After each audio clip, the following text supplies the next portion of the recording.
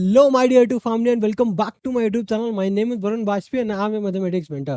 और ये है हमारा कॉम्पिटेंसी बेस्ड क्वेश्चन सीरीज का पार्ट 33, जहाँ पे हम डिस्कस कर रहे हैं एप्लीकेशन ऑफ ट्रिग्नोमेट्री के कुछ ऐसे इंपॉर्टेंट क्वेश्चन जिनके आने की पॉसिबिलिटी आपके एग्जाम्स में 100% है। हालांकि आज का जो वीडियो है वो मैं बहुत ज़्यादा टफ नहीं मानता हूँ, ठीक है। और ये क्वेश्चंस मेरे अकॉर्डिंग कॉम्पिटेंसी बेस्ड क्वेश्चंस है भी नहीं, डायरेक्ट फॉर्मूला बेस्ड क्वेश्चंस है और इजी क्वेश्चंस है। तो रीज़न क्या है कि मैंने इस क्वेश्चंस को लिया, इस क्वेश्चन को स्पेशली इस वीडियो सीरीज में डाला है। देखो, हम लोग ना कंटिन्यूसली आप देख रहे होगे कि हम लोग बैक टू बैक अच्छे क्वेश्चंस कर रहे हैं, ठीक है। ऐसे क्वेश्चंस कर रहे हैं जिससे मुझे लगता है कि आपके दिमाग में थोड़ा सा तो एक स्ट्रेस लेवल प्रोड्यूस होगा ही होगा, ठीक है। तो मुझे लगा कि क्यों ना एक क्वेश्चन ईजी भी रखा जाए, ठीक है, जिससे आप थोड़ा सा स्ट्रेस फ्री हो और थोड़ा सा आपका कॉन्फिडेंस भी बूस्टअप हो, ठीक है। तो यही एक मेन पर्पस है इस क्वेश्चन को लेने का, ठीक है। अब जरा एक क्वेश्चन को रीड करते हैं।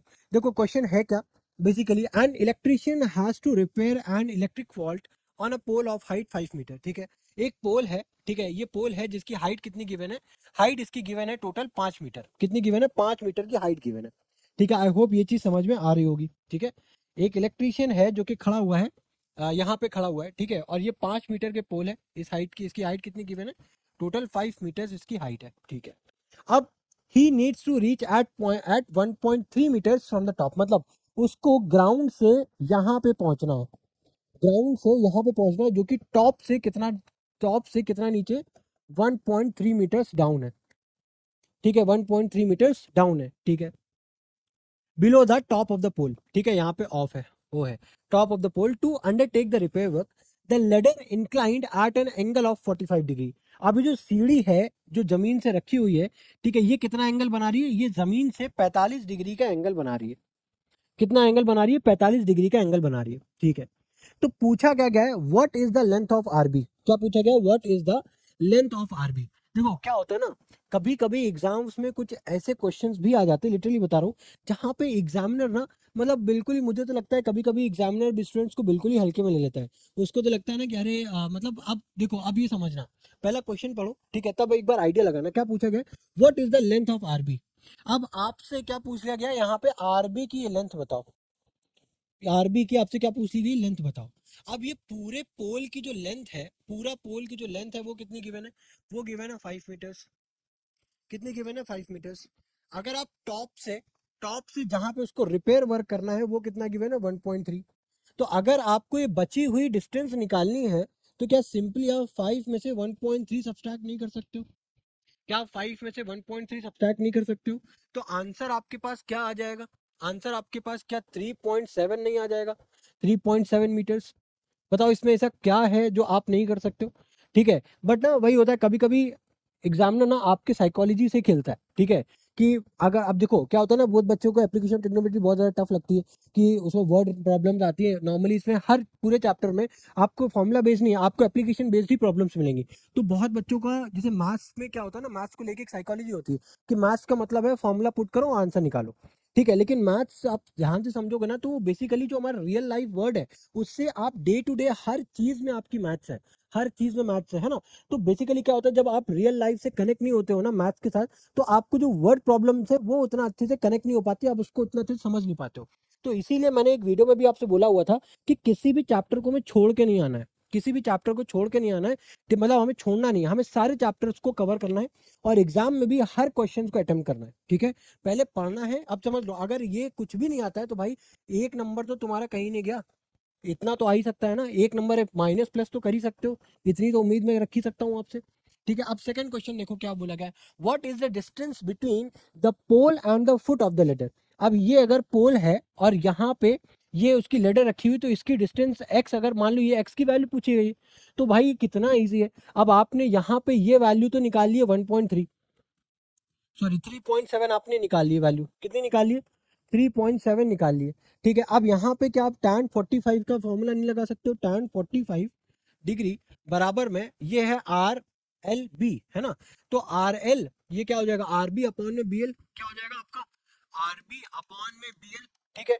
अब आर बी की वैल्यू कितनी आपने निकाली है? 3.7 निकाल लिए। बी एल की वैल्यू आपको फाइंड करनी है। tan 45 के बच्चे बच्चे को पता है क्या होती है वैल्यू? 1 होती है। अब यहाँ से बी एल की वैल्यू अगर फाइंड करो तो क्या हो जाएगा? B L into 1 B L हो जाएगा, ये कितना आ जाएगा? 3.7 मीटर्स। आ गया कि नहीं आ गया? अब बताओ इसमें क्या प्रॉब्लम थी? क्या यहाँ पे कुछ हम लोगों ने ऐसा किया कि जो बहुत ज्यादा कैलकुलेशन में कुछ ऐसा था कि हम लोग नहीं समझ पा रहे हैं, या कैलकुलेशन बहुत ज्यादा टफ थी? नहीं थी, बस सिर्फ और सिर्फ हमारे साइकोलॉजी से खेला जाता है। तो ऐसे भी क्वेश्चंस एग्जाम में आते हैं, ठीक है, ऐसे भी क्वेश्चंस एग्जाम में आते हैं। इसीलिए मैं बोलता हूँ हर क्वेश्चंस को अटेम्प्ट करो और उसको एटलीस्ट ट्राई करो, अप्रोच करो। इसीलिए मैं बोलता हूँ पहले तो सारे चैप्टर्स को एटलीस्ट तुम्हें एक बेसिक कॉन्सेप्ट, बेसिक चीजें तो उसकी पता होनी चाहिए, ताकि अगर उससे कोई ऐसा भी क्वेश्चन आ जाए तो आप उसको एटलीस्ट अटेम्प्ट तो कर पाओ। पूरे नहीं, कम से कम आधे मार्क्स ही ले आओ। समझ रहे हो ना? हमें एक एक मार्क्स हमें जितना हम ले सकते हैं, हमें उतना लेना है, ठीक है? ये नहीं छोड़ना कि पूरा पूरा क्वेश्चन ही छोड़ दिया। अब सी क्वेश्चन देखो, थर्ड पार्ट देखो क्या बोला गया है। What is the length of the ladder and the measure of LRB. अब हमसे यहाँ पे, अब मैं क्या करूंगा, इसको रब कर दूंगा, ठीक है? थोड़ा सा डायग्राम हौच-पौच हो गया, तो इसको थोड़ा सा साफ करते हैं, है ना? अब हमसे, अब थर्ड क्वेश्चन को ध्यान से समझना, ठीक है? थर्ड क्वेश्चन में हमसे डियर यहाँ पे ये लेंथ पूछ ली गई है, इस लेडर की लेंथ। अब इस लेडर की लेंथ किस तरीके से निकालोगे आप? भाई ये वैल्यू तो हमको कितनी गिवन है, 3.7 हम लोगों ने निकाल लिए, 3.7 अपन ने ये निकाल लिया, ठीक है? अब अगर आपको ये लेंथ निकालनी है, और ये वाली भी कितनी है, 3.7 ही है, ये वैल्यू भी कितनी है, 3.7 ही है ना? अब अगर आप, अगर देखो यहाँ पे तो है, तो हालांकि नहीं दिखेगी। अब अगर यहाँ पे आप इसको, इस लेडर की वैल्यू को फाइंड आउट करते हो, ठीक है, तो मुझे ये क्या है, बेसिकली ये हाइपोटेन्यूज है आपकी, ठीक है? ये आपका क्या है, बेस है, ये आपका परपेंडिकुलर है, ठीक है?